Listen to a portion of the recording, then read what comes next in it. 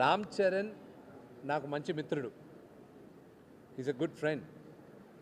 కానీ అతని vote 99% sure Prakash Raj గారికే వెళ్ళిందని నాకు తెలుసు. ఎందుకో కూడా చెప్తాను. రామ్ చరణ్ వాళ్ళ నాన్న మాట జవదాటడు.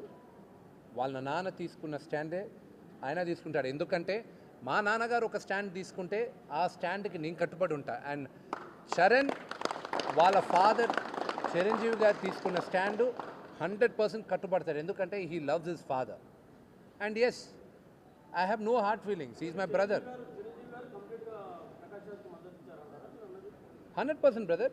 ఎందుకంటే నన్ను మా నాన్నగారిని రిక్వెస్ట్ చేసింది ప్రాబబ్లీ చెప్పకూడదేమో, కానీ ఇప్పుడు అంతా అయిపోయింది కాబట్టి చెప్తున్నాను. నన్ను సైడ్ అయిపోమని చెప్పింది చిరంజీవి అంకులే.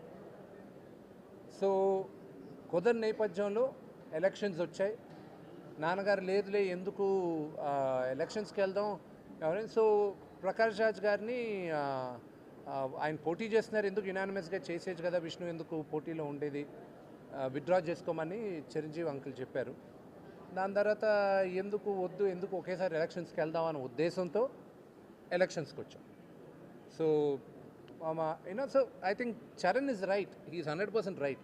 నేను చరణ్ పొజిషన్లో ఉన్నా, నేను అదే చేస్తాను. నాన్న మాట నేను జవదాటను, నాన్న మాట అతను జవదాటు.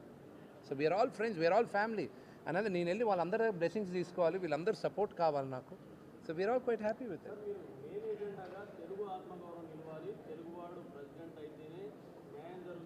Sorry, I correct you. Telugu వాడే ప్రెసిడెంట్ అయితే అనేది చెప్పలా. తెలుగు తల్లిని, తెలుగు కలామా తల్లిని, ఓన్లీ తెలుగు కలామా తల్లిని నమ్మినవాడు ప్రెసిడెంట్ అయితేనే న్యాయం జరుగుతుందని చెప్పాను నేను. అవును, ఎస్, నేను అన్నాను.